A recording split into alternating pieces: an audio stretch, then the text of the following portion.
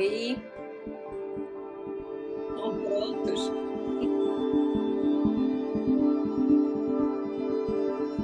É algo transformador, é algo verdadeiro, essencial.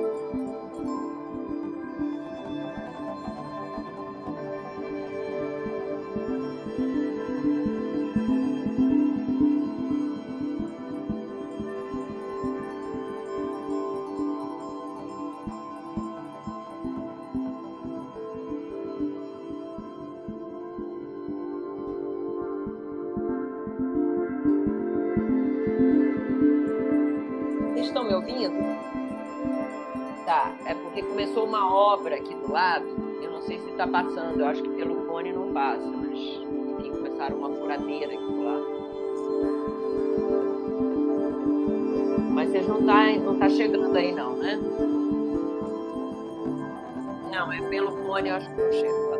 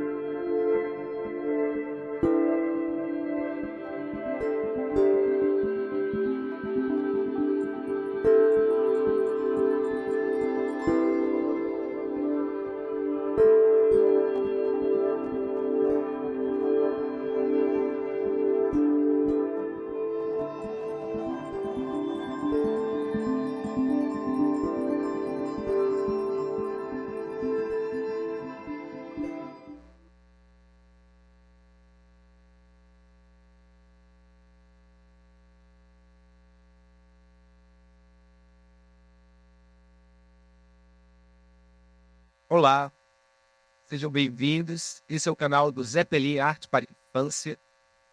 E nós temos hoje uma conversa para falar de assunto muito importante: arte para a primeira infância. Sejam todos bem-vindos, bem-vindas. Eu sou o Elton Seca, faço parte, dirijo esse coletivo, esse grupo, e venho aqui com mais duas pessoas para falar desse assunto, que não é tão falado ainda assim, porque essa que é uma das nossas perguntas. Sejam bem-vindos. Antes de começar, eu queria falar um pouco do nosso projeto e ler um pedacinho de um texto aqui. Bem, com o intuito de desenvolver mais ações formativas acerca de produções de arte para a primeira infância, idade que compreende desde o nascimento até os 5 ou 6 anos, o Grupo Zé Peli Arte para a Infância convida artistas, arte-educadores interessados no tema, assim como pais e mães, para a nossa primeira conversa, onde vamos discutir alguns pontos que fazem parte da nossa movência criativa, quanto à produção, à composição cênica voltada para este público. Nós temos hoje duas participações muito especiais. São artistas também que fazem arte para a primeira infância, além de fazer arte para adultos também. Andréa Jabor e o Pós Coletivo. Sejam bem-vindos, seja bem-vinda a vocês que estão também nos assistindo pelo YouTube. Essa aqui é uma ação que faz parte do projeto Borboletário 123, que teve seu projeto aprovado na segunda edição do edital de Cultura e Infância da Secretaria do Estado do Ceará, Secretaria de Cultura do Estado do Ceará. O projeto Borboletário 123, ele tem a intenção de fazer 3 ações. Uma é levar o espetáculo Borboletário, Teatro para Bebês, que se apresenta hoje aqui no Centro Cultural Bom Jardim. Outra é levar essa conversa para o YouTube, ficar gravado, ficar registrado, para que as pessoas possam também ter acesso futuramente. E a terceira é realizar uma ação que a gente está chamando de Jam Session para Bebês. Eu explico mais à frente do que se trata. Primeiro, quero agradecer muito à casa aqui que nos recebeu, ao Centro Cultural Bom Jardim, dizer que é um espaço de muita efervescência, de muito movimento e que nos recebe com muito carinho. Então, dá assim uma salva de palmas para esse lugar tão especial e que tenha uma vida longa, de muitos trabalhos, de muitas realizações aqui para o bairro e para a cidade. dizer novamente que a gente está pelo YouTube, essa é uma ação presencial e online, ou seja, uma ação híbrida. E quero ler aqui um pouco sobre as mini bios, falar um pouco sobre os nossos convidados. Para quem está chegando agora, nós estamos aqui no Centro Cultural Bom Jardim para falar sobre arte para a primeira infância. E nessa conversa eu convidei Andréa Jabor, que eu conheci aqui em Fortaleza, quando ela veio com o espetáculo Rainha. Coreógrafa, bailarina, diretora de movimento e artista.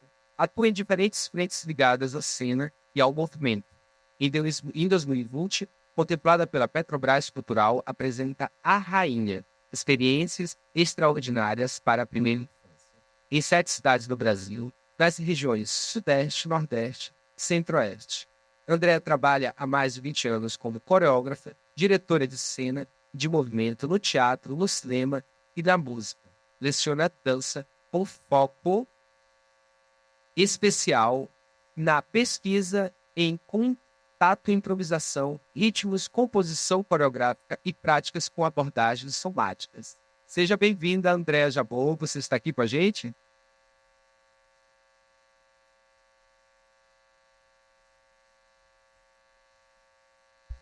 Andréa, eu vou continuar lendo aqui agora o pós-coletivo.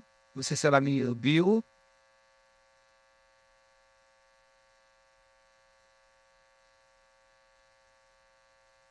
Certo.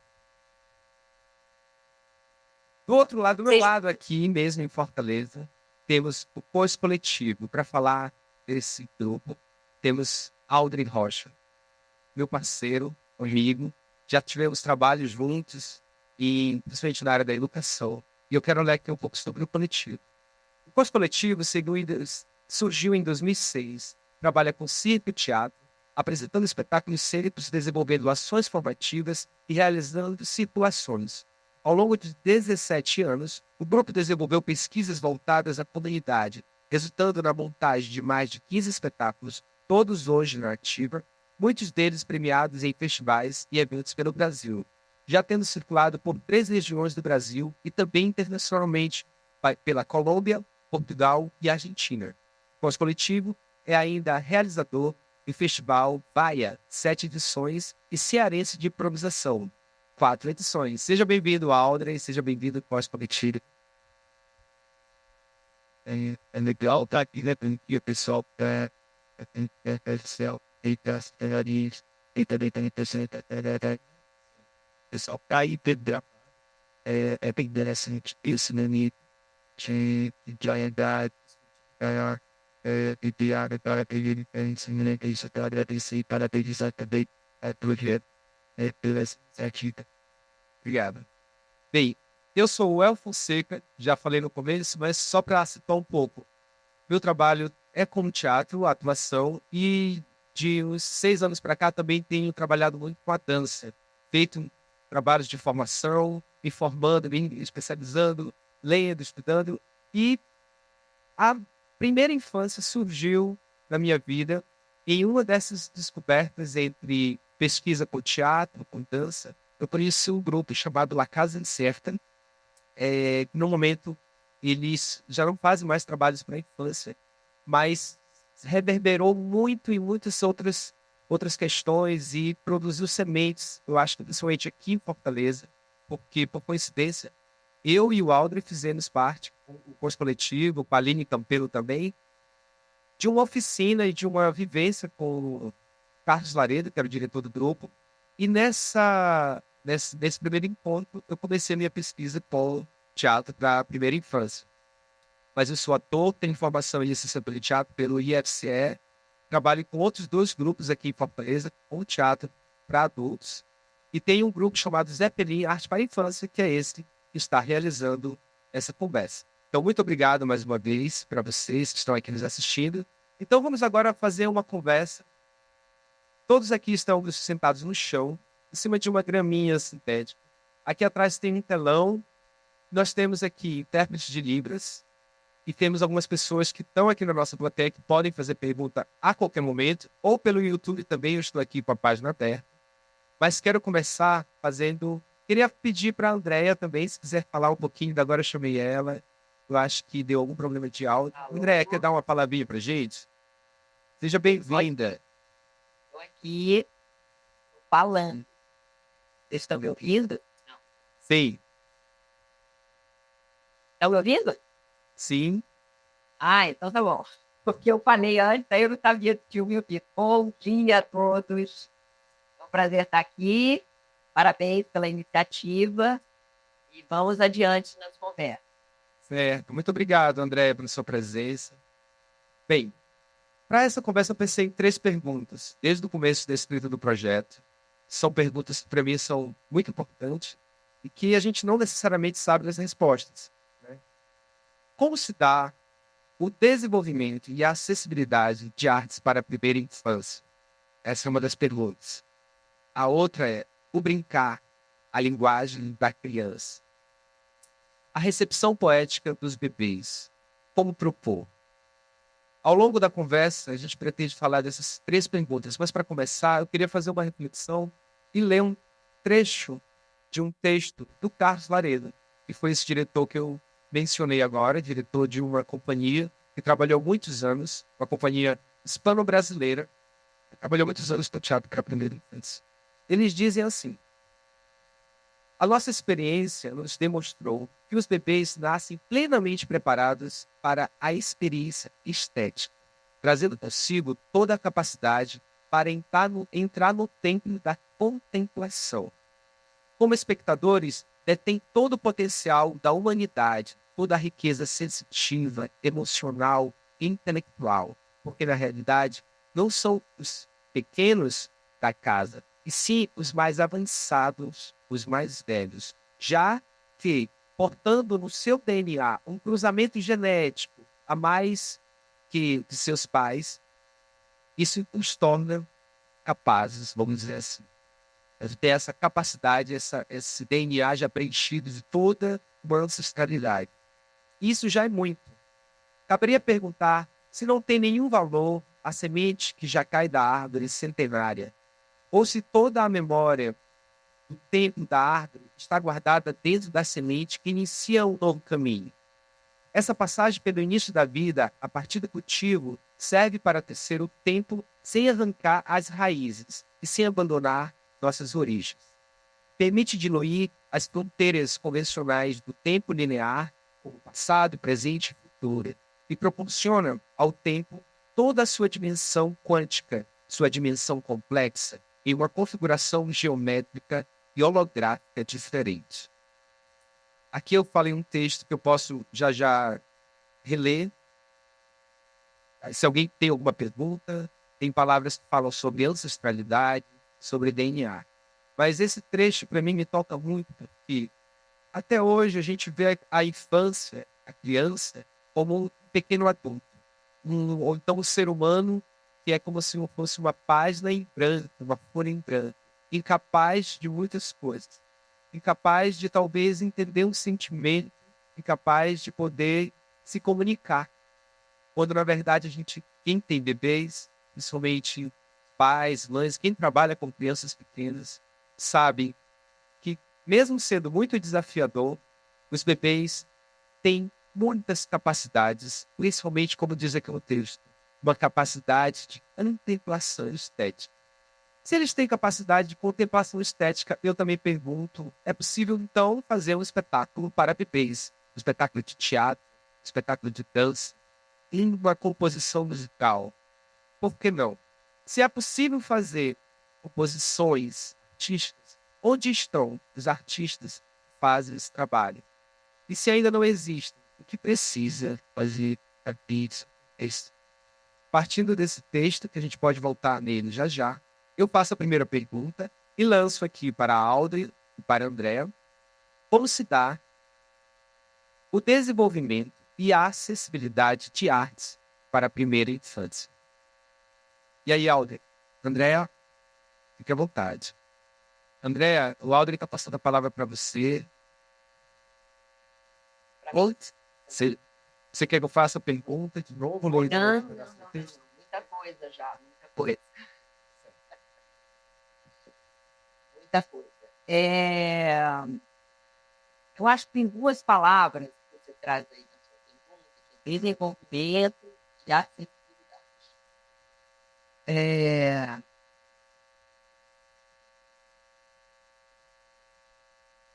Quando a gente fala de desenvolvimento, né, das crianças, dos bebês e tal, eu acho que a gente já vem fazendo uma transição de entender que a primeira infância já tem um tempo que a neurociência tem estudado isso, coisas que a cultura popular, sim, né, e as povos originários entendem, e aí a ciência vem depois e vem trazer um saber organizado de outro jeito, vem, então,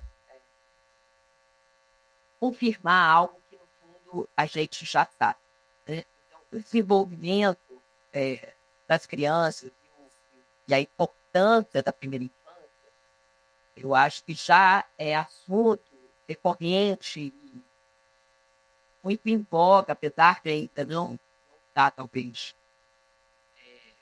eu conhecimento geral, mas já se fala em primeira infância, a importância desses primeiros 6 anos de vida na educação. Eu já tenho fotos, eu fiz todas as grandes empresas, grandes centros de educação, vem pensando como fazer desse período otimizar o máximo. O problema desse lugar de desenvolvimento é a era tecnológica que a gente vive. A gente está aqui, que ao mesmo tempo ela possibilita uma série de coisas, né? Operação, câmeras, telas.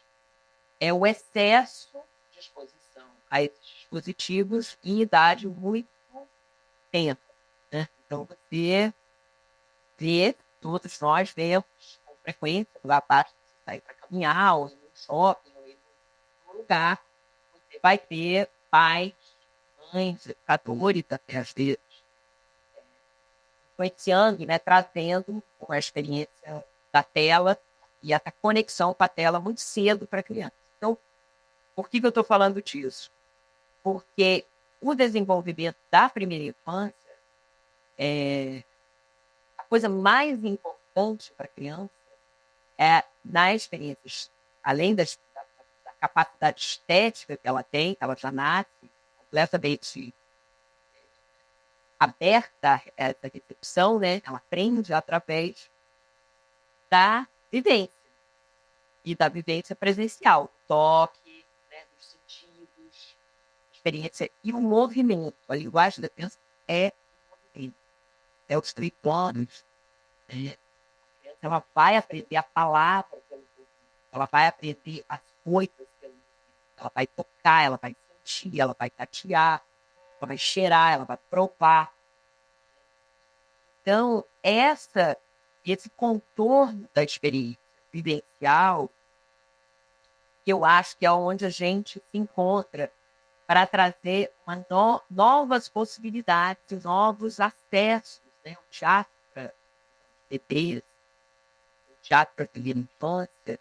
Eu acho que é um teatro que deveria se concentrar em oferecer experimentações, experiências, vivências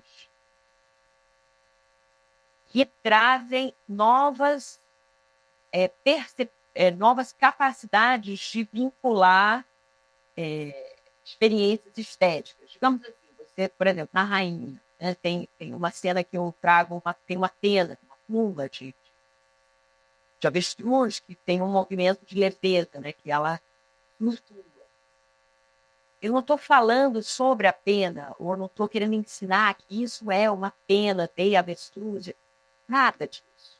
É a experiência que a criança tem da dança com essa pluma, o movimento da pluma, a poética, né, que é uma das perguntas que traz, das provocações, que suscita caminhos e outras experiências para a criança. Então, quando que ela vai ver isso na escola, talvez em outro lugar? Não vai ter essa experiência de uma pluma dançar, de uma folha dançar. Então, eu acho que o teatro para bebês, a nossa função, digamos assim, é esse lugar de poder introduzir essa poética da vida. que está na natureza. E esse é um outro assunto, mas eu não vou falar, porque senão fica muito longa a minha fala.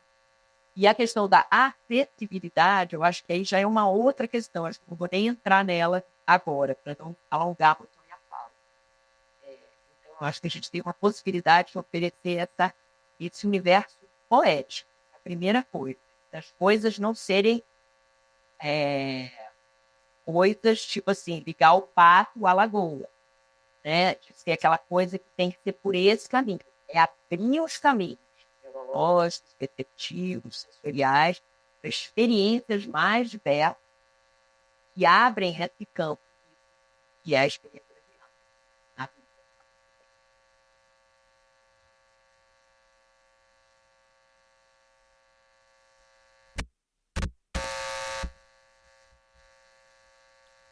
Ok, muito obrigado, Andréa. A gente está aqui, só para lembrar, quem está no YouTube também pode fazer perguntas, entrar e conversar com a gente. Audrey. Pessoal está chegando agora, né? É interessante a pergunta. Como se dá o desenvolvimento e a acessibilidade de artes para a primeira infância? Bem, eu vou falar mais de acordo com a prática que a gente tem, né? Em termos de nossa experiência no teatro, que acaba que não ficou apenas no teatro, né? A gente também trabalha muito com a música e a gente acabou juntando essas duas linguagens, né? Chamando assim.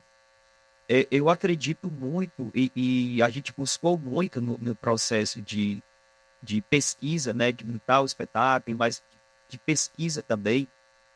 A gente viu muito nesse desenvolvimento e como chegar, né, a esse público. A gente sentiu a necessidade de entender mais quem era esse público, né? Então, a gente montava cenas, montava experimentos mesmo, e daí a gente experimentava bastante em creches, né? Ou para públicos, no caso, público que tivesse essa faixa etária. E daí a gente foi sentindo a necessidade porque a gente pensou, vamos começar de 6 meses, então vai até 3 anos, a gente pensou assim, mas a gente sabe que vai um pouco mais disso, né? Aí onde é que eu estou querendo chegar? Como pode se tornar acessível, né, a arte para essa faixa etária? A gente entendeu, na prática, talvez por uma necessidade, de entender as fases, por exemplo, de uma criança, né?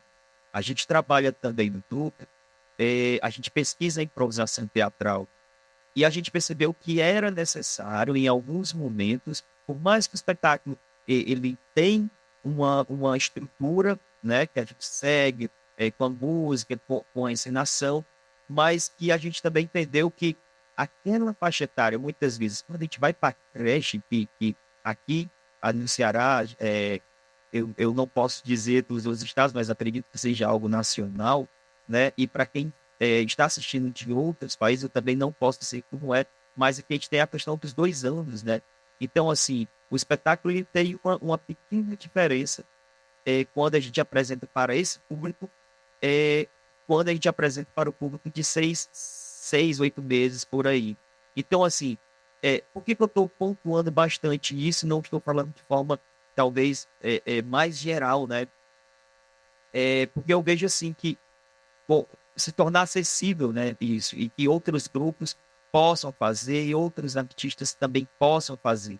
Eu acho essencial a gente buscar também como se dá cada fase, porque a gente entende que a música ela vai para toda essa faixa etária, né, para o bebê, se a gente pegar de 6 meses até ali os 4, 5 anos, mas que a gente entende que às vezes a linha de movimentação que a gente segue é mais atrativo para os bebês maiores, né, digamos assim, falando de forma bem popular. E é interessante isso, né, porque a gente pode começar a dialogar também, sempre penso dessa forma mais prática, né, dialogar também como a gente pode construir, como a gente pode fazer, né, essa arte, como ela pode se tornar mais acessível, né, para a criança. Assim. Obrigado, Audrey. Pode falar. Vou fazer só um pequeno comentário. Só para a gente, pegando a fala do Aldrin, tem a primeiríssima infância, digamos, que é 0,3, que é PV. PV é isso, 0,3.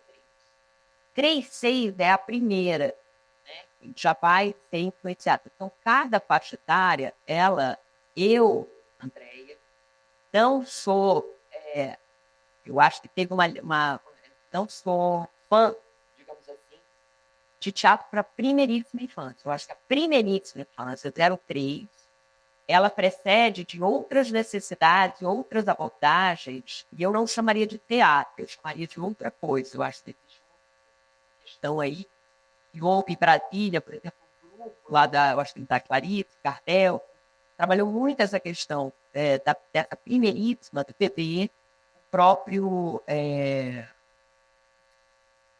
o grupo de vocês, Carlos, né? Também trabalhava muito com os bebês. Eu, por exemplo, a rainha e as estudos que eu venho fazendo, eu venho partindo muito a partir de 3 a 6, a faixa etária, que é a experiência do teatro, né? da sala teatral.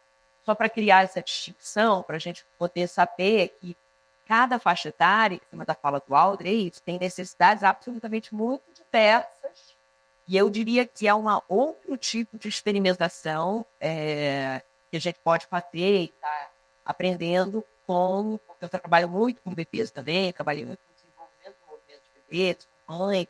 Eu acho que eu trabalho muito mais na integração familiar, educadora, é um conjunto do que uma experiência estética teatral. Só para pontuar aí uma coisa que eu acho que é importante a gente falar, porque senão fica assim, bebês, primeira infância, a partir de 0 a 6 anos, chato. Não, peraí. Né? Vamos botar a indicação etária. É importante, porque é totalmente diferente. Uma criança, por exemplo, de 3 e uma criança de 6. Uma criança de 2 uma criança de 6 meses. São quase muito diferentes. Né? Desculpa, só para... Eu acho bem importante a gente pontuar. E é ótimo isso, né, que tá falando, porque assim, a gente, por mais que siga uma estrutura do espetáculo, mas o tempo é totalmente diferente, né? É tão bom ouvir isso, né? O tempo é totalmente diferente. A recepção é totalmente diferente. Então, assim, é muito importante mesmo a gente tá sempre entendendo esse desenvolvimento, mais no sentido de entender cada etapa, né?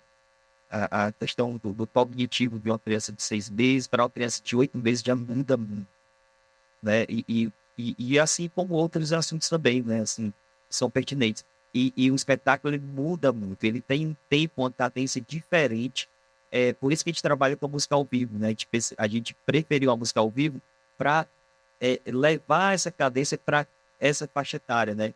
Quando a gente já trabalha com a faixa etária que tem mais tempo, mais idade, aí sim é bem diferente. É muito bom ouvir e deixar bem claro essa distinção da faixa etária. Eu também já parei muitas vezes e fiquei pensando assim, nossa, eu coloco o espetáculo Borboletário Teatro para Bebês, que eu construí em 2017, então teve a pandemia, mas tudo bem. Já tem aí 6 anos, né? E ainda hoje eu fico na dúvida, o espetáculo é para até 3 anos? Não, mas teve crianças de 6 que super interagiu, mas já teve crianças de 1 ano que não estava afim. Então também tem essas questões de primeira infância. Tem o que eu chamo de humor, não sei se poderia falar assim, do bebê, porque por ser um bebê, ele não vem ao teatro porque ele quer. Ele vem porque o pai está trazendo, a mãe está trazendo, e aquele bebê, naquele dia, pode não estar num clima, como eu penso, como eu recebo, na verdade, a experiência com o público.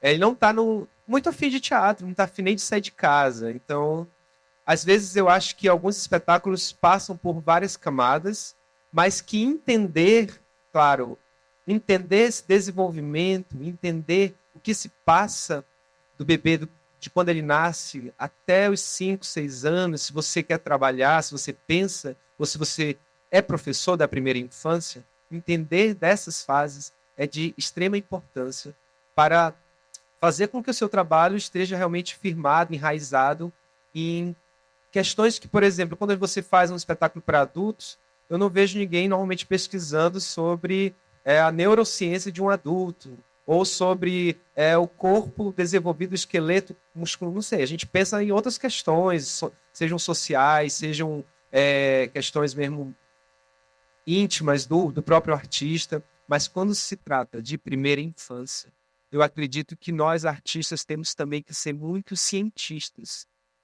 Estar ali cavando, estudando, pesquisando. Eu tenho aqui 2 perguntas. Uma veio da plateia e outra do YouTube. Eu vou deixar para o YouTube um pouco mais à frente, que eu acho que também pode ser uma pergunta para o Aldri, para a Andréa. E pedir para você falar sua pergunta, se você puder dizer seu nome. Eu vou passar aqui o microfone. Seja bem-vinda a essa conversa de arte para primeiro. Sou Zenilce, eu sou da periferia aqui do Bom Jardim, trabalho em creche. E a gente coordena, né, uma creche com 10 professores. E a pergunta é, se era tão bom que chegasse também a essas professoras nos planejamentos, esse tipo de...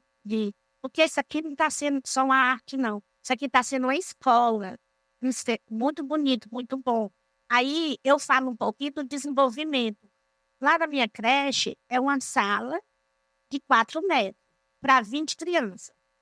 E aí a prefeitura chega lá e diz assim, essa creche, se no ano que vem ela não tiver 4 salas, a gente vai desativar. Aí o que a gente faz? A gente pega a sala de 4 metros e passa uma parede no meio. Aí a sala fica com 2 metros, né?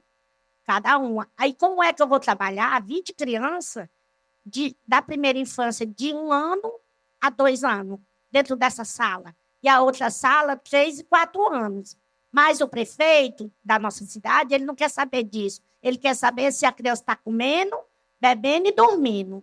Ele não se preocupa em profissionalizar a professora, de capacitar os profissionais para cuidar daquela criança.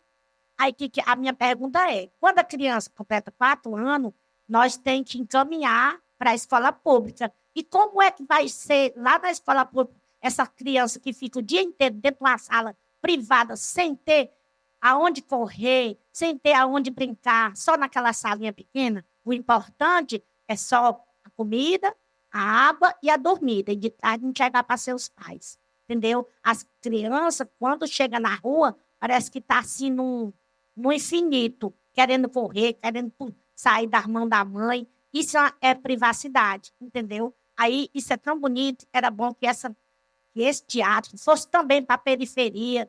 Nós temos um galpão muito lindo lá na Associação de Moradores. Nós trabalhamos com 200 famílias na nossa comunidade. A gente recebe com carinho se vocês fizessem esse trabalho lá com a nossa periferia. Obrigada.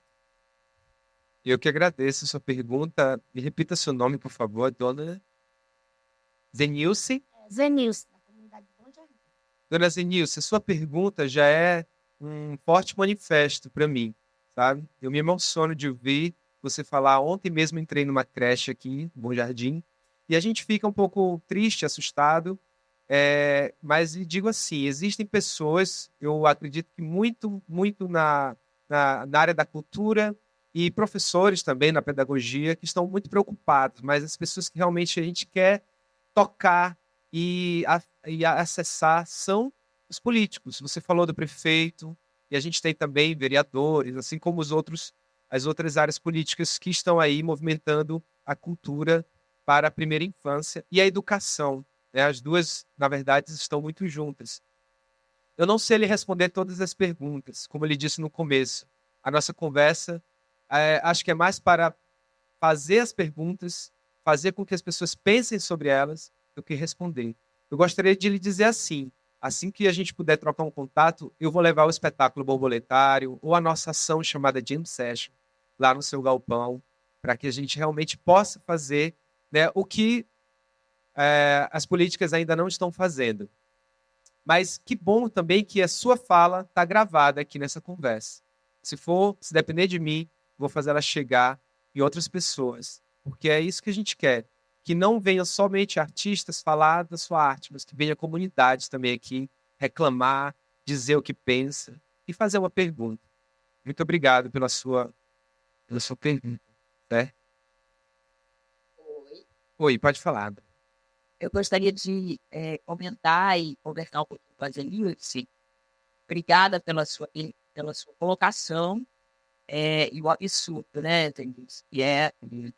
E então, assim, em primeiro lugar, eu ia me disponibilizar também, se você quiser fazer um dia uma conversa online com professores lá da creche, ou aí pelo espaço com os artistas, estou à sua disposição para conversar um pouco sobre alternativas no cenário que é imposto, né, no espaço completamente reduzido para um grupo que precisa de espaço.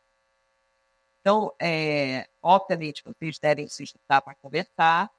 Então, só para dizer uma coisa, Denise, assim, realmente não é possível você educar e trabalhar com as crianças dentro do espaço de 2 metros, 1 metro. Então, quais são as alternativas? Tem alguma pracinha? Tem quintal? Não sei se você já ouviu falar dos quintais brincantes, que é um movimento nacional. Será que a escola de vocês, a creche, consegue se juntar com outros lugares que estão sofrendo o mesmo tipo de problema e fortalecer um movimento para chegar nas instâncias políticas? Né? Existem vários movimentos pelo Brasil afora fazendo esse trabalho dos quintais brincantes, de fazer com que a criança volte no quintal, volte para a natureza. Criança com criança na natureza, essa fórmula é a fórmula melhor do desenvolvimento. É o famoso jardim de infância. Então, não tem como educar uma criança dentro de 4 paredes. Então, Zenilson, é preciso se juntar com outras pessoas, ver se tem outros lugares que estão tendo o mesmo problema, procurar espaço ao ar livre, onde você possa fazer atividades com as crianças, que seja no parquinho. Elas vão estar mais felizes e aí elas vão para a creche para comer e se alimentar. É muito fácil falar, eu sei. Eu estou aqui no Rio de Janeiro, falando da minha casa, mas não fique sozinha, busque parcerias, busque conversar, expor a sua questão. Inclusive, a internet ela é muito importante para isso, para expor o absurdo do prefeito, como você disse, né, das políticas públicas. É preciso desafiar as políticas para poder transformar as realidades, porque o espaço é o educador da criança. O espaço é muito importante isso. O espaço ele é considerado o terceiro educador. É a família, o professor, né, a cultura, e o espaço ele é o terceiro educador.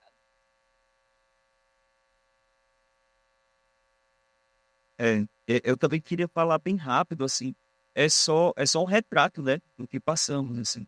Isso não é só da educação. Eu acredito que essa carência, é claro, é uma outra carência, mas que também para a infância, a gente também, enquanto artista, sente um pouco, né, de talvez para a gente, de mais pesquisas, né, de mais incentivo para que possa nascer novos trabalhos.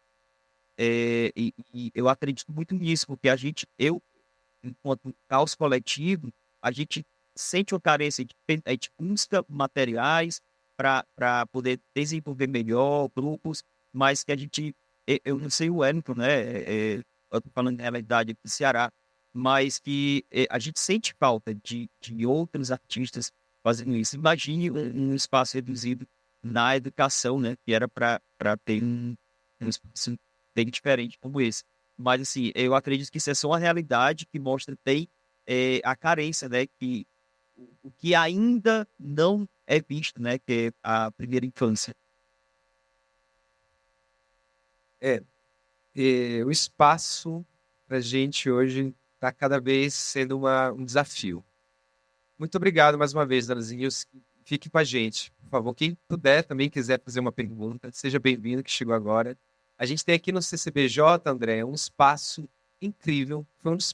É uma conquista da comunidade. É um centro cultural que hoje é mantido pelo governo do estado. Tem várias atividades de formação e espetáculos acontecendo. E à tarde, de manhã também, é cheio de criança, cheio de criança. Quem dera pudesse ter um centro cultural desse em cada grande periferia daqui de Fortaleza, né? Eu quero continuar aqui falando dessa pergunta. Realmente a Andréa me fez pensar que elas são duas perguntas. Como se dá o desenvolvimento e a acessibilidade? E a dona Zenilce já chegou falando da acessibilidade, né? Que começa na escola. Infelizmente, tem essas realidades. E às vezes também são discrepantes com outras realidades. A gente sabe que quando a gente vai para outras áreas mais nobres da cidade, a gente vê outra realidade com espaços e com. Mas eu queria perguntar para Aldrin, como é que é para você, porque realmente, para quem está aqui agora nos vendo, eu não conheço aqui em Fortaleza ainda outros grupos, gostaria que me dissessem, que fazem teatro ou arte para a primeira infância. Eu sei que existem grupos que fazem muita contação de histórias, faz trabalho de teatro para a infância pós 5, 6 anos. Eu sei que tem muitos grupos, mas essa idade, esse campo que a gente está falando aqui, da primeiríssima infância, da primeira infância, né?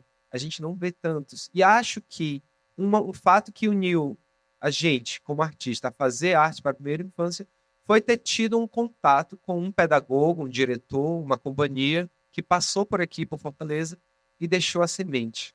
Então, Andréa, que está no Rio de Janeiro, se pudesse responder, na realidade do Rio de Janeiro, pudesse comentar para a gente como é que está sendo desenvolvido aí no seu estado a acessibilidade para a primeira infância, e a gente fala um pouco daqui, de Fortaleza. Aí a gente depois passa para a próxima pergunta. É,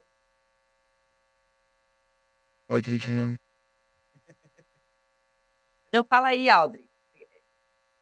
Não é muito diferente, mas aqui, né, do que o Hélio falou.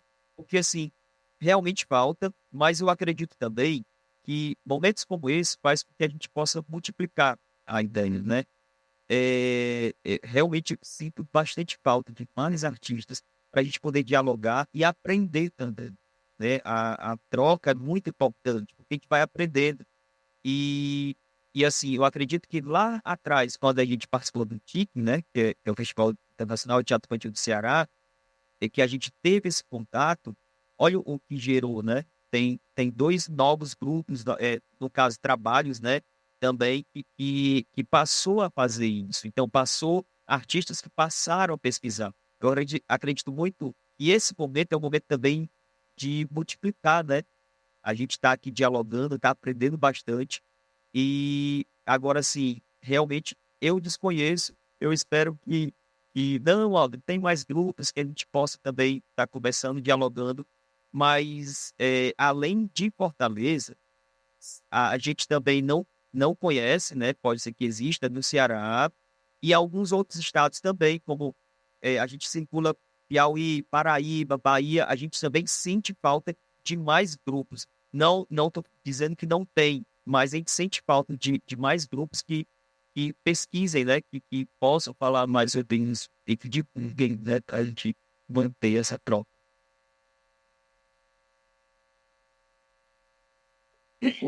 Então, eu acho que já vem crescendo e a possibilidade da internet faz com que a gente se conecte. Então, é maravilhoso, né? Quer dizer, eu estou aqui hoje porque eu tive a oportunidade de me apresentar em Fortaleza, conheci a Maria, o El, as pessoas, um grupo grande aí, acabou, né? Veio o convite, a gente está aqui nessa conversa. Então, essa multiplicação, essa troca de experiências é sempre muito bem-vinda.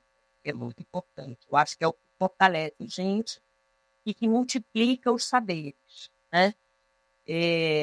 Aqui no Rio de Janeiro tem um movimento também crescente, vem tendo bastante coisa para a infância, para a pequena infância.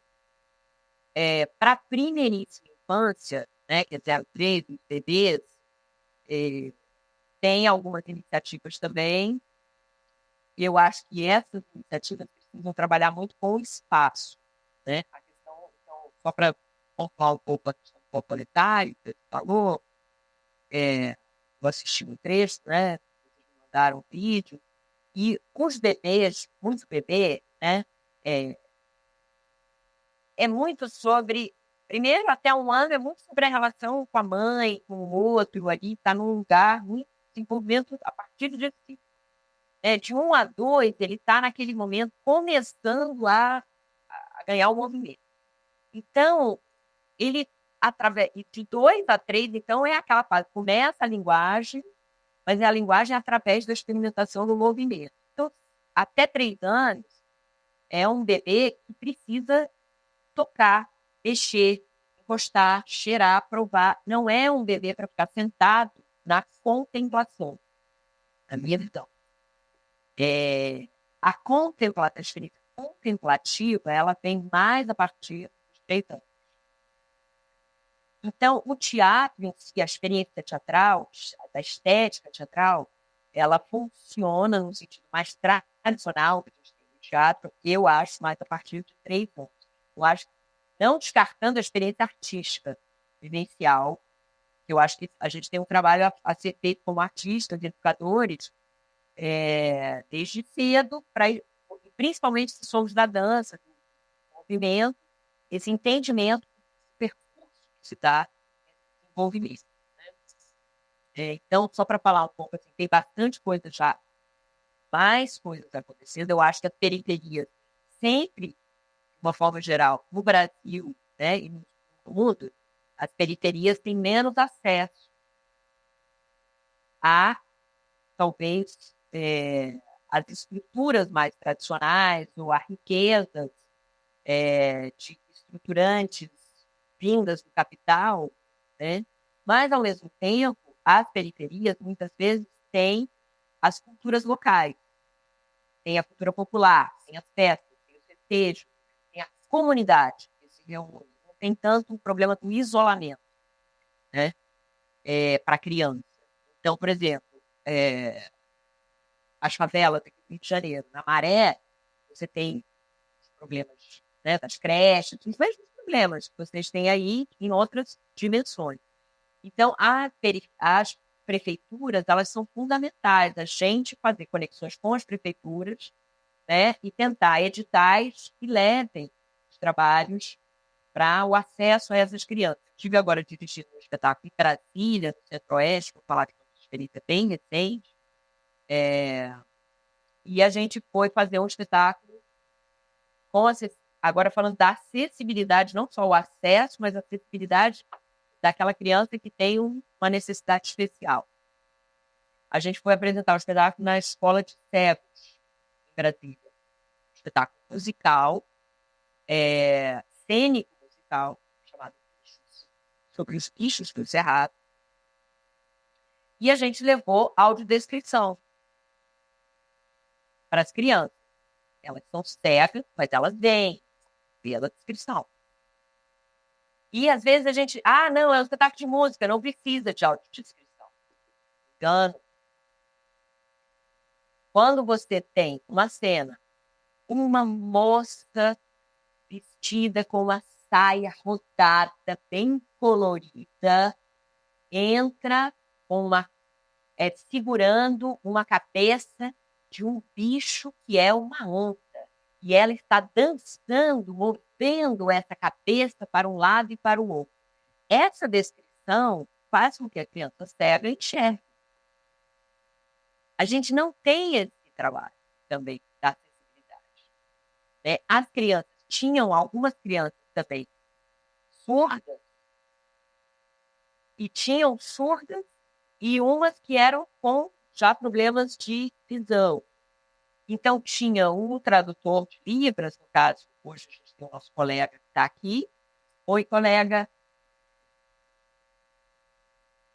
E tinha uma moça fazendo a audiodescrição diretamente para essa criança ou para esse pequeno grupo, porque era um espetáculo musical. Eram músicas de Bichos do Cerrado. mas ela enxerga a movimentação, só que ela não ouve a letra da música. Ela vê o balanço do corpo, mas ela não sabe o que está cantando. Então, a gente também tem muito a aprender sobre a sensibilidade, no sentido das diversidades de capacidade. Eu vi muitas crianças com várias questões neurológicas. A gente se apresentou para várias instituições, várias escolas do Brasil. E eu vejo como isso ainda também é uma questão que a arte, a cultura e todo o trabalho que a gente fez, a gente também precisa abrir os olhos e aprender sobre isso, porque a diversidade, né, neurológica também se expandiu muito. Né? Tem muitas crianças autistas, muitas crianças com deficiências motoras, enfim, etc. Então, eu acho maravilhoso, para concluir minha fala, que é assim, arte é educação. Cultura é educação. Educação e cultura, eles precisam andar juntos, porque a cultura, a natureza, o meio ambiente, o meio, a cultura no sentido aonde a gente está inserido, é que vai ser o nosso caminho de educação. E o olhar poético da arte, o artista, que enxerga e oferece visões e camadas diferenciadas para as experiências estéticas. Então, é um trabalho para a vida, para sempre. Assim, só cresce. E a gente só tem mais trabalho para ter.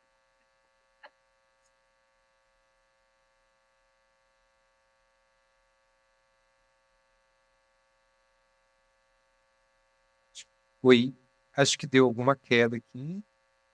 Terminou, Andréia? Tá me ouvindo? Bem, Terminei. tá certo. Que sumiu de repente a sua voz, achei que fosse falha na conexão. Temos aqui um público legal. Alguém tem alguma pergunta? Eu vejo aqui muita gente que é da área da educação, alguns também acho que artistas. Se alguém quiser falar alguma coisa, perguntar, fique à vontade, tá certo? A gente está aqui com essa conversa com 3 perguntas. A gente passou pela primeira, que na verdade são 2. Como se dá o desenvolvimento e a acessibilidade de arte para a primeira infância? E a gente teve também perguntas. E quer também fazer a seguinte pergunta aqui. Eu, quando comecei a trabalhar com a infância, não com a primeira infância, foi com a Aldrin. Um dos culpados é esse meu amigo aqui, porque a gente quase não tem um contato frequente, mas quando a gente se encontra é como se tivesse aquela conexãozinha ali do que ficou no passado. Pelo menos eu sinto isso, porque eu comecei contando histórias num projeto que andava nas indústrias de Fortaleza e região metropolitana, e a gente ia da biblioteca do SESI com o material, subia na Kombi, né? Levavam alguns instrumentos, alguns utensílios e contava histórias no meio do almoço dos trabalhadores que construíam geladeira, fogão, trabalhavam na construção civil. E eles estavam almoçando e a gente lá contando histórias, que era uma ação formativa da biblioteca. E era muito desafiador. Contando histórias para adultos, eu comecei também a contar histórias depois para crianças. E na diferença enorme tanto porque elas não estavam almoçando, né? Elas não estavam trabalhando, mas era porque eu me divertia muito, muito, muito mesmo, assim. Contar histórias para mim era, e ainda hoje um ato de extrema liberdade. Eu cheguei a escrever um projeto de pesquisa no IFCE, na minha formação, que era sobre a apropriação da história. Quando um contador de história, depois de contar tanto aquela história, ele se torna o autor dela, por mais que ele não tenha escrito. Mas como ele começa a contar a história, ele conta do seu jeito. Isso não é uma pesquisa minha, mas é uma percepção sobre como que a gente se apropria, mas é se apropriar não no sentido ruim, né, quando a gente se apropria de uma cultura, mas sim no sentido bom, quando eu torno aquela história minha para poder contá-la com a maior liberdade possível. Então, dentro dessa experiência de contar história e de me divertir, eu encontrei a palavra brincar.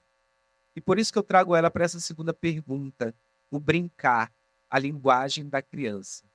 Essa frase, a linguagem da criança, eu também trouxe de outras leituras que eu já fiz, da experiência com o Carlos Varedo. Por quê? O que a criança faz, gente? O que a criança mais faz? Ela brinca. Eu acredito que, principalmente depois de que ela começa a perceber cheiros, toques, se movimentar, tudo para ela é uma descoberta. E a brincadeira é a palavra que mais chega no nosso vocabulário, nas nossas experiências. Então, eu pergunto aqui, não é nenhuma pergunta, é mais uma frase para lançar um pensamento.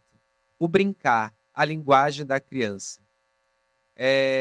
Eu queria que a Andrea e o Aldrin pudessem falar sobre essa palavra, a brincadeira, o brincar, o como é que ela é importante, porque, para passar a palavra para vocês, eu ainda vejo muita gente tratando crianças de uma maneira, como eu falei no começo, como se fosse um pequeno adulto, alguém incapaz, né?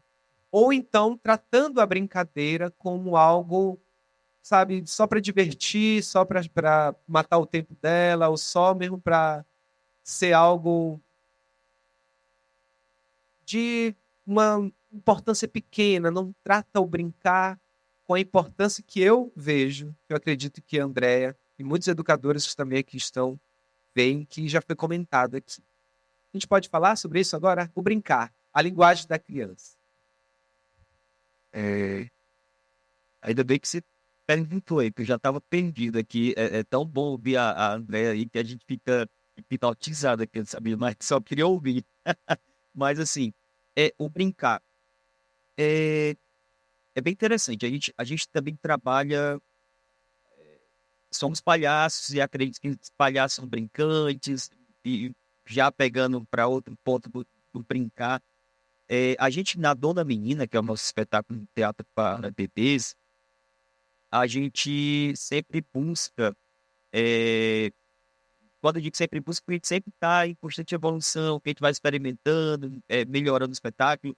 E assim, esse brincar é interessante que quando a gente está verdadeiramente brincando, aquela plateia que não é só de crianças, mas também tem um adulto ali muitas vezes, né?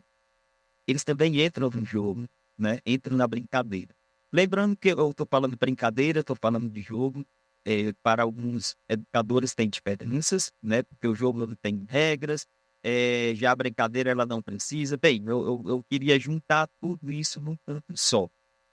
Mas esse brincar faz muito parte do nosso processo de trabalho e do que a gente apresenta também. Eu acho que quando a gente brinca e alguém vê, seja criança ou adulto, aquilo é interessante, aquilo se torna interessante, né? E fica aquela vontade de participar também daquilo, né?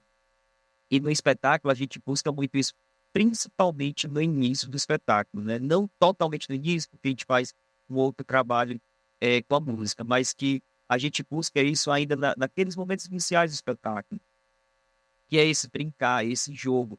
E é notório a gente ver nos olhinhos, né, delas que aquele encantamento, né, dessa brincadeira. A gente faz, eu não vou dizer dança, porque eu estaria sendo muito assim, eu não sou um dançarino, mas que a gente meio que performa 3 vestidos, né, são três 2 atrizes e um ator em cena, e a gente brinca com esses vestidos, a gente joga os vestidos e fica um bailado tão interessante, tão bonito, tão gostoso de brincar, né? E nesse momento, quando a gente observa nas fotos, em algumas imagens de vídeos, ou até mesmo ali ao vivo, a gente vê o encantamento que não está só nas crianças, está também nos adultos, né? Eu acho que o brincar, ele é muito mais do que para uma criança, mas que às vezes, geralmente, ele não, a brincadeira ela não é, o brincar não é realmente valorizado, né? Eu acho que se o adulto, eu sempre brinco, né? Com o exemplo que às vezes eu dou em aula, que é assim, uma criança brinca de pega-pega, aí eu não sei se o nome pega-pega nos outros estados que estão acompanhando vai ser a mesma coisa, mas pega-pega é aquele que eu cheguei perto dela peguei, toquei nele, saí correndo. Peguei, saí correndo. O Elton vai correr atrás ou de mim ou de outra pessoa e isso é o pega-pega. Eu acho que a criança, ela não precisa explicar. Se fosse a gente brincando, a gente dizia assim, olha, eu vou me aproximar de você e com extremidade do meu corpo, eu vou tocar do seu corpo, o qual você vai ter uma reação. Essa reação você vai entender que foi pega. E a gente, adulta, a gente pensa mais ou menos dessa forma, sabe? A gente precisa problematizar, a gente precisa justificar, a gente precisa explicar. Enquanto a criança, ela pegou, ela já entendeu, ela já corre atrás, estão tudo brincando. E quando a gente entra nessa atmosfera, aí eu falo agora voltando para o espetáculo, né? Quando a gente entra nessa atmosfera, é tão interessante porque é atrativo, sabe? Para todos os técnicos ficam rindo também e às vezes até brincam numa luz, certo? Coisa que não está combinada, às vezes brincam numa luz. E é tão bom isso, né? Eu acho que o quanto é importante o brincar, né? Que aí a gente vai desenvolvendo também muitas coisas, né? Muitas coisas mesmo. É interessante que essa brincadeira, quando a Andrea falou, só para finalizar a fala, né? Quando a Andrea falou da audiodescrição, da questão das libras, a gente teve também uma experiência com audiodescrição, né? No Instituto Hélio Góes, e tem outro que agora, perdão, me esqueci o nome, mas é Felipe Smaldoni, né? Crianças cegas ou baixa visão e também crianças surdas. E na audiodescrição, naquele momento de interação que a gente estava apresentando o espetáculo, é muito lindo conseguir passar tudo isso, né? A brincadeira, ela vai para todos. Ela vai para todos. E é muito bom, é muito interessante. E eu acho que é isso. Eu acho que tem tanta coisa para falar, mas eu vou ficar por aqui.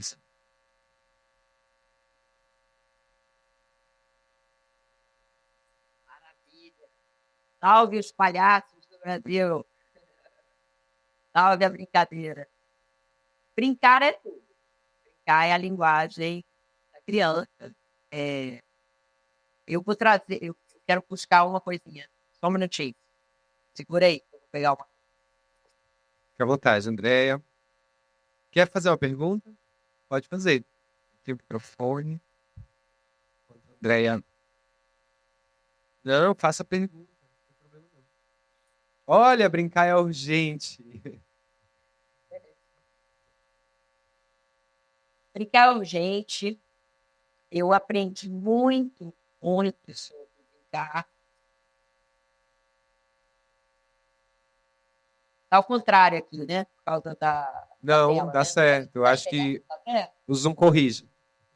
O Zoom corrige? Tão É vendo aí? preciso brincar para afirmar a vida. Eu lembro dessa revista que você mostrou. É a revista que você encontrou Eu no ando avião. com ela.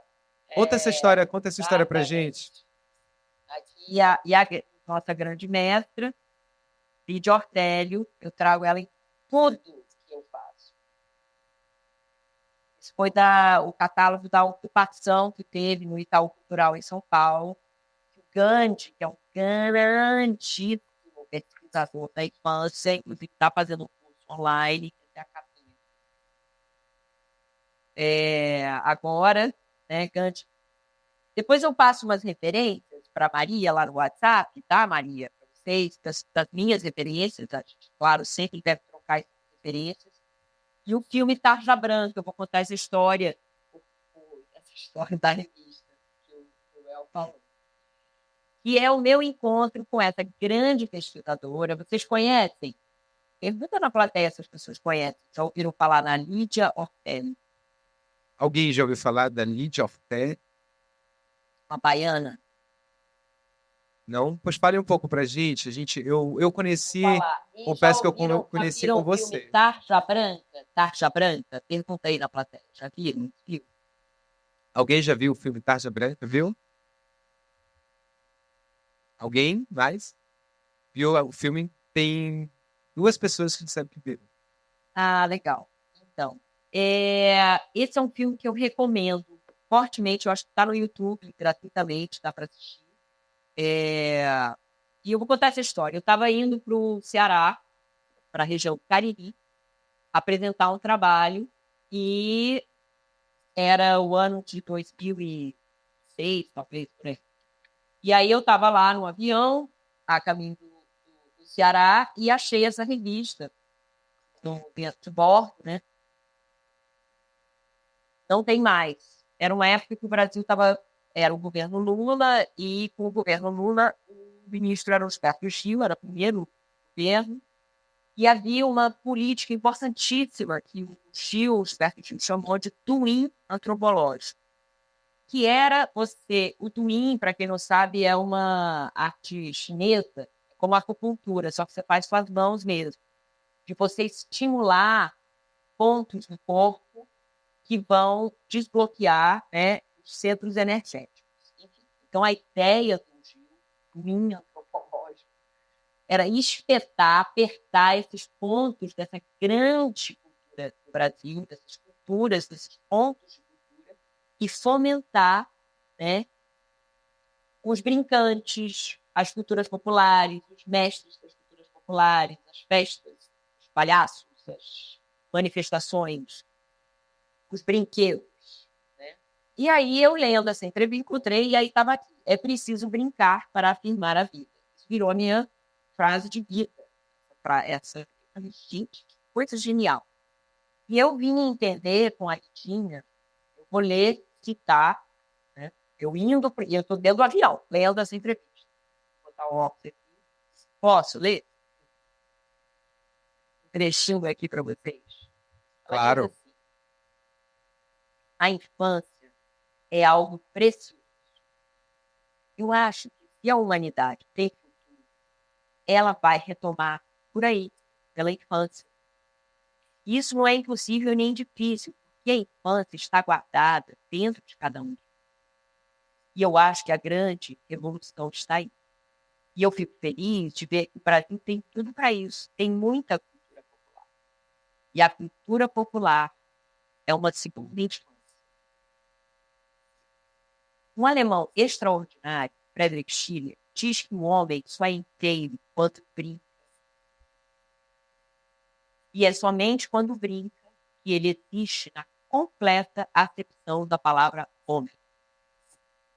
O brincar é algo espiritual. Não estou falando de religião. Não é nada disso. É algo ainda mais profundo que tem a ver com a alma do homem. Pronto. É perfeito. Porque ela entende, aí ela vai discorrer nessa entrevista de uma forma brilhante sobre a importância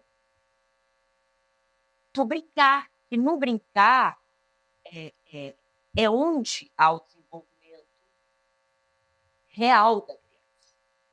Não o brincar pedagógico, porque brincar virou um instrumento pedagógico. Ninguém brinca para aprender né? Vamos brincar de contar, instrumento pedagógico. Você brinca para ser feliz. Você brinca para brincar. Né? Você não brinca para executar, aprender. Não, você vai aprender através de brincar, mas você brinca para aprender. Né? É natural o processo de desenvolvimento. Então, ela fala nessa entrevista isso lá atrás, né?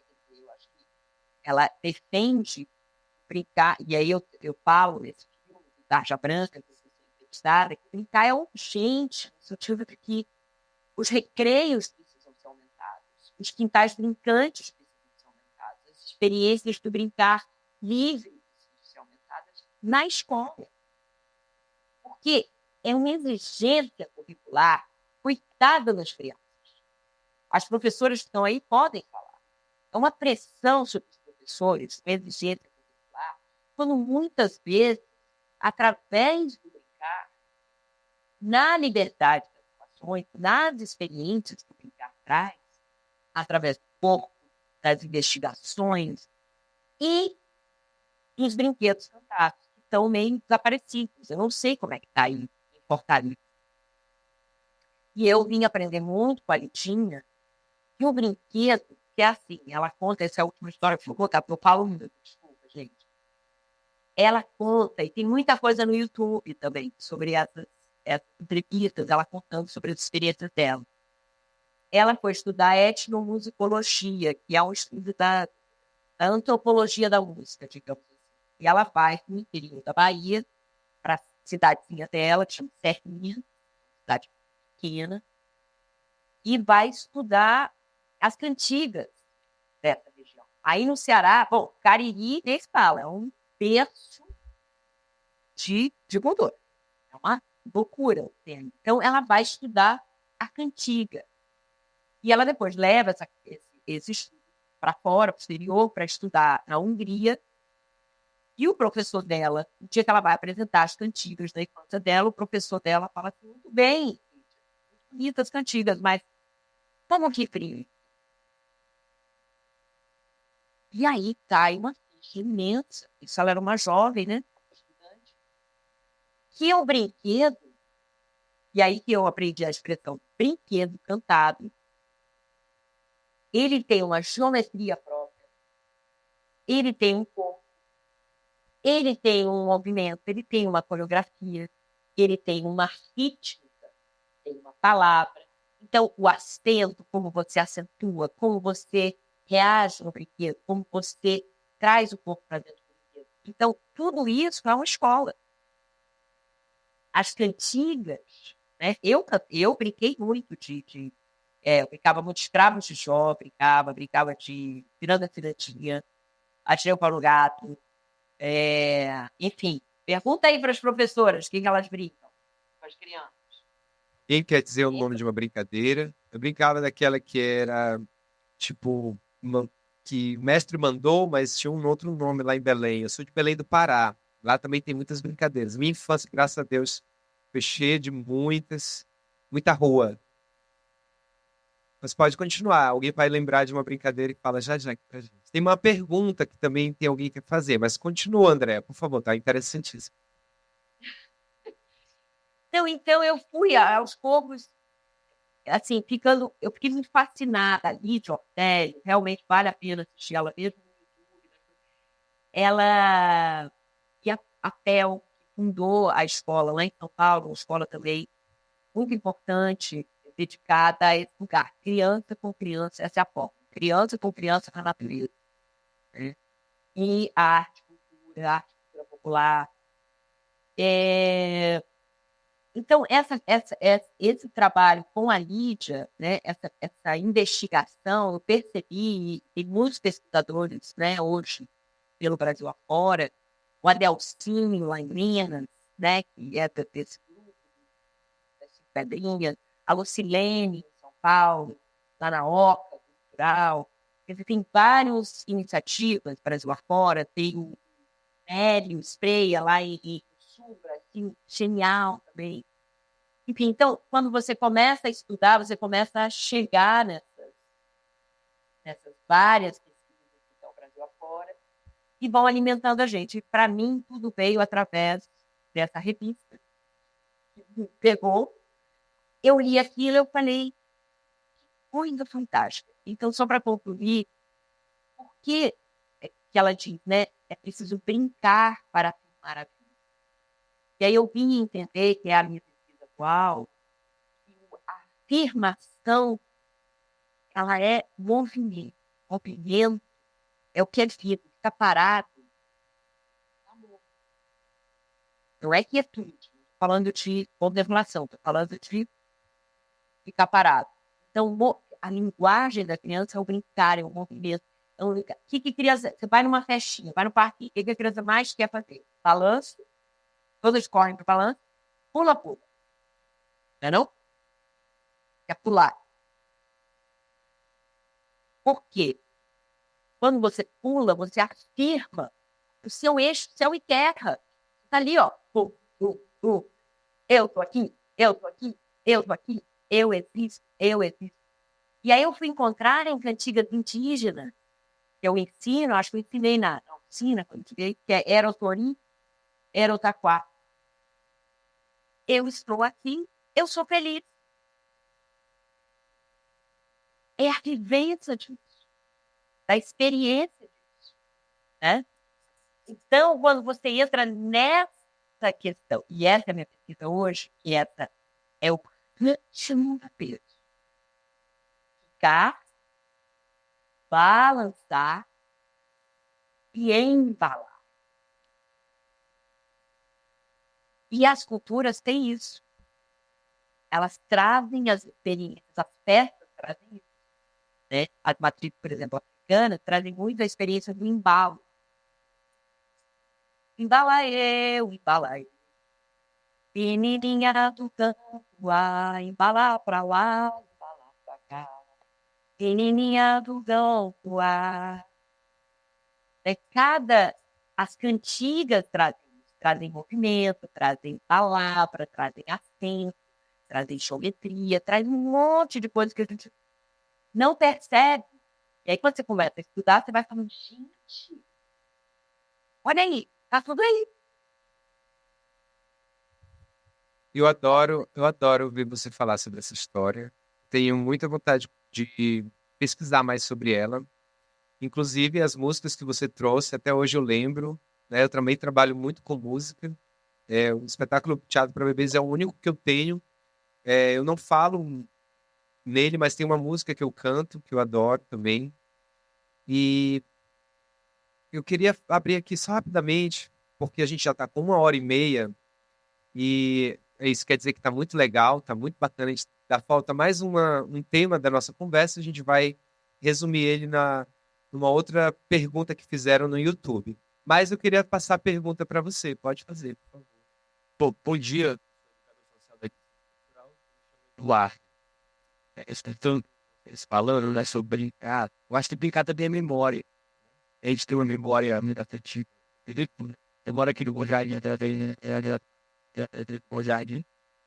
Eu queria fazer uma pergunta justamente nessa ideia de entender como é que a violência humana, né, tem, de alguma forma, se agregado na negação da primeira infância. Né? Como é que as crianças elas não vêm por mais de uma forma. Algumas sim, outras não. Isso é uma... É isso também que o Léo falou. Né? O Léo falou que essa coisa de tentar adultizar as crianças antes do tempo, isso também é uma violência que é gerada, e acho que também é uma coisa passada de pai para pai, de mãe para filho, e assim vai seguir uma cultura não muito boa, né? Mas eu sigo dizendo que eu acho que brincar é uma memória. Aqui você cultural, como vocês perguntaram, o que vocês mais fazem com as crianças? O brincar é memórias. Memória da periferia. É óbvio que tem as suas mazelas, mas tem muita coisa boa que está sendo ressaltada aqui agora. Então, a minha pergunta é: o que a violência urbana tem gerado de tentar prejudicar a infância?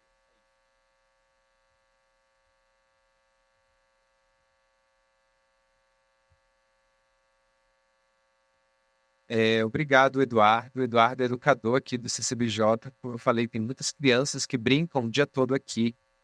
Queria saber se alguém quer falar. Eu achei a pergunta realmente muito relevante e difícil de responder, né? Porque a gente está vivendo vários momentos. Eu falo aqui do meu ponto de vista, né? Porque tem também o advento da internet, da tecnologia, que eu acho que tem diminuído muito a experiência das crianças, muito. E às vezes os pais nem se dão conta que eles mesmos já estão envolvidos numa teia muito perigosa da dependência com a tecnologia, com o celular. A criança vê o adulto mexendo no celular, por mais que ele não dê o celular para a criança, assim que a criança tiver uma possibilidade, ela vai mexer no celular. Mas você falou de algo muito difícil ainda. Eu, pelo menos, não tenho ainda essa capacidade de falar sobre isso, que é sobre a violência, né? Principalmente nas periferias. Claro, eu não sei lhe dar essas respostas. Eu penso assim, a gente acredita que a primeira infância assim, é uma idade muito importante, né? Existem alguns educadores que falam que é a mais importante, porque dali muitas digamos, eu não vou chamar de problema, mas muitos anseios e algumas coisas que você passa na vida adulta, muita coisa decorrente daquele período, né? Nada então. Eu acredito que sim, pode ser que traga algo no exterior, né? Agora, realmente, é uma pergunta, além de difícil, talvez, eu acredito, viu, seja mais, é algo muito delicado de falar, entende? É muito delicado, porque envolve muito mais, eu acho que o que aparenta ser micro, na verdade, é macro, né? São vários micros, então, é uma pergunta muito delicada, mas eu acredito que isso impacta, pode ser que impacte, sim, e a gente, infelizmente, só vai perceber isso na vida adulta, entende? Daqui a alguns anos. É muito interessante um equipamento como esse aqui, entendeu? E mais outros equipamentos, né? Assim, é só um exemplo, mas eu acho que impacta sim. E a gente percebe isso. Queria comentar também, como é o seu nome? Fez a observação. Eduardo, né? O Eduardo. O Eduardo. Olha, parabéns por você desenvolver um trabalho cultural aí assim. Sim, a gente está impactado pela violência de todos os lados. Todos os lados. É uma luta grande da humanidade. É violência contra tudo. Então, assim, quanto mais cedo o afeto, a sensibilidade, o contato, isso envolve a experiência diferente daquela violência que está ou dentro de casa, ou na rua, ou nos espaços, ou na internet, onde quer que seja, vai criar uma palavra que você trouxe que é fundamental. Memória.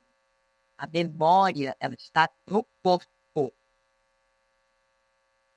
Ela não é uma ideia. Memória vivencial, por isso é que o Cândido fala. É algo espiritual, tem a ver com a alma.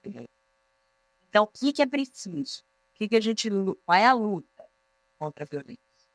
É oferecer amor.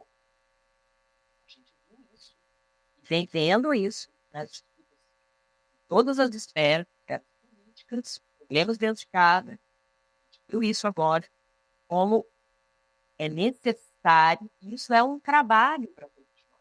E a cultura urbana, dualista, competitiva, e a gente tem que se espelhar na natureza. A natureza é amorosa. Ela também tem o lado de violência da natureza, digamos, né? Com os tempestades. Mas a natureza da criança é amorosa e ela precisa da experiência do amor. O afeto, o toque, o movimento, a cantiga. Quanto mais cedo você imprime isso de algum registro que vai fazer, com corpo, com tinta, com movimento, com dança, e você vê isso muito cedo. E qual é a grande febre da internet, que é, de alguma forma, o antídoto? As dancinhas. É o TikTok. Não é? Não é um certo antídoto à violência? Porque a violência está em todos os lugares. Então, eu acho, Eduardo, que a gente não pode desanimar. Dói, é muita coisa difícil, mas é fundamental, mais ainda fundamental, o trabalho nosso, de todos nós, trabalhando com educação, arte. E é mais do que provado no Brasil, em todos os lugares, todos esses projetos sociais de cultura e arte que oferecem experimentações através da arte, são os grandes antídotos da violência. Isso não tem outra caminho. É arte e meio ambiente. E para a natureza. E para quando tem, né, ir para o parque, ir para a floresta. Encontrar gente, porque a gente precisa de gente, não é de máquina. A gente precisa se espelhar em gente, encontrar gente. É isso. Obrigado, Andréia. Dona Zenilce quer falar mais uma vez. Muito obrigado, Eduardo. É, quando a senhora falou, levar para o parque, né, levar para o bosque, a gente fez essa experiência aqui no nosso bairro. Nós temos uma lagoa chamada Lagoa da Viúva e foi urbanizada através de nossa luta. É muito bonita a nossa lagoa. E ao entorno fizeram um calçadão muito bonito, muitas árvores, planta. O que não tem lá é segurança pública, né? E a gente levou a galerinha, né, para passar uma manhã como se fosse um piquenique. E foi muito bacana. A gente levou as crianças pela manhã, tinha espaço para correr. Aí a gente levou um lanchinho, foi muito bacana. A gente viu que precisa a gente fazer isso de uma vez por outra. Mas aí, quando a gente estava no lanchinho, chegou alguém, disse: olha, vocês têm que desocupar o espaço, porque aqui é muito arriscado e vai chegar a segurança e não vai ficar bom para nós, e por isso vocês têm que desocupar a lagoa. E aí a gente imediatamente ligamos para o motorista pegar a gente, porque não é perto, é um pouco longe. Aí o motorista entrou no carro, já todo com medo. Aí pronto, a gente não voltou nunca mais. Aí é o acesso, né, que a gente também não tem. Outra coisa é o CCBJ, esse centro aqui que a gente está conversando. Eu moro na periferia do Bom Jardim, são na faixa de 12 quarteirões para chegar até aqui. Eu não sei medir mesmo na quilometragem. Mas as crianças de lá não têm acesso aqui, só se for de transporte, porque é longe. E só tem a arte, a cultura e o teatro aqui. Eu ainda tento trazer os adolescentes, os jovens, né?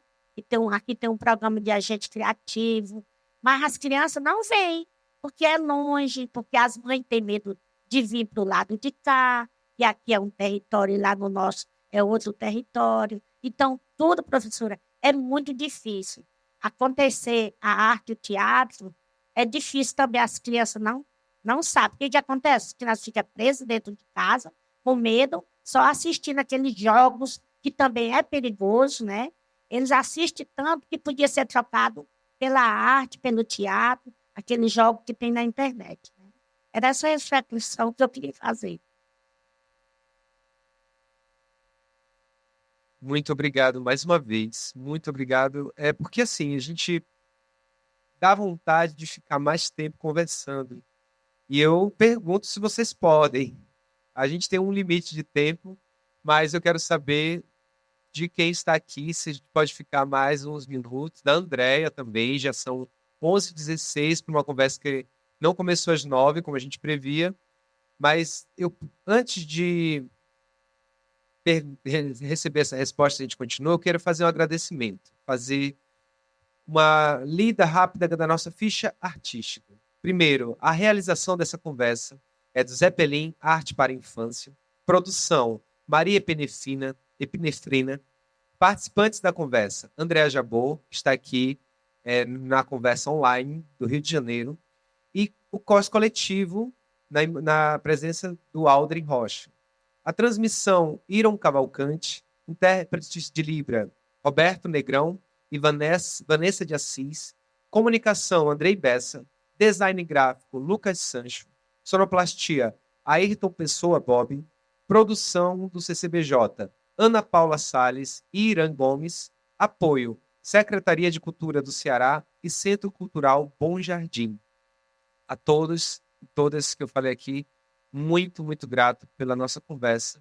Eu queria convidar de novo Aldrin, Andréa, e ver se a gente convida também outros artistas para entrar nesse papo aqui, nessa conversa, que fazem arte para a primeira infância, de todo o Brasil, ou até mesmo fora, né?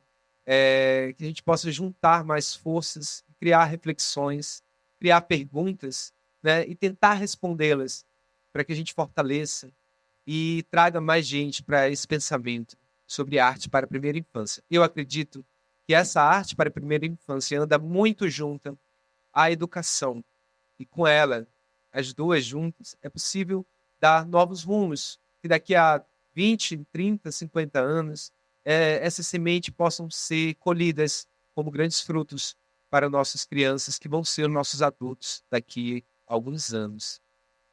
Andréa, por favor, queria lhe agradecer muito a disponibilizar o seu tempo, a ficar aqui com a gente. É muito, muito, muito, muito gostoso te ouvir falar. Eu lembro muito da sua oficina e quero te convidar mais uma vez para outra conversa, quem sabe até presencial, quando você de novo passar aqui pelo Ceará. Por favor, volte, venha, será bem-vinda. Obrigada, pessoal. Muito obrigada. Só para dar um oizinho lá para Denilce. Denilce, é isso, né? E o Eduardo, e todos que estão aí. É uma luta, mas é preciso seguir. E eu acho que vários programas e projetos que encontraram na Colômbia, tem uma experiência muito forte dessas escolas, de criar escolas em outros modelos, em comunidades. E aí, o que eles fazem? É um envolvimento muito da própria comunidade. Né? Então, é claro que você é uma pessoa super batalhadora para fazer com que as crianças possam ter as melhores infâncias, né? E possibilidades. Mas é isso, às vezes, conversando, às vezes você descobre que o pai de uma das crianças é segurança, que tem uns amigos que trabalham não sei aonde, e aí você vai fazendo essa rede que vai levando a um apoio, né? Cada vez, passo a passo, a você poder realizar, que é direito fundamental, né? Pela Constituição. A criança poder ter acesso à educação, à cultura, ao ar livre. Então, é uma luta política, é uma luta urbana, social, é uma luta em várias instâncias. E eu acho que, às vezes, é partindo de onde você está, com os pais, com o entorno, os vizinhos, as outras escolas. Aí você vai ao passeio, mas aí você tem 2 pessoas que trouxeram segurança, que ajudaram, que fizeram algum tipo de ponto, uma rede de apoio.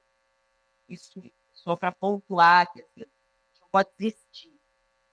Porque tudo no entorno, muitas vezes, urbano, leva a esse lugar da impossibilidade. Não vai dar, porque é muito difícil, porque tem violência, tem isso, tem aquilo. E aí a gente é arroado, que é justamente o que as políticas, muitas vezes, desejam, acuar a gente para não avançar. Não podemos acuar. Vamos seguir, tá? E é isso, é rede, e o conhecimento, basta, às vezes, uma palavra, estímulo, para acender a chama. A gente não pode ficar desanimado, triste. Tem que encontrar onde as chamas se acendem. Tem que incendiar essa experiência com amor, da estética, das possibilidades, da educação, porque é apaixonante. Então, queria agradecer o convite, me coloco à disposição de todos vocês, eu sou uma pessoa bem aberta, bem acessível.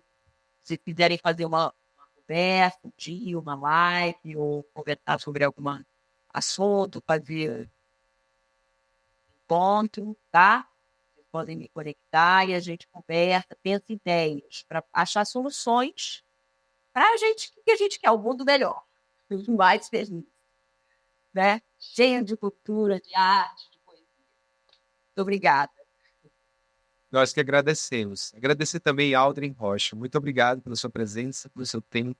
Seja sempre bem-vindo. Vamos marcar, né? Com certeza, né? Marcar.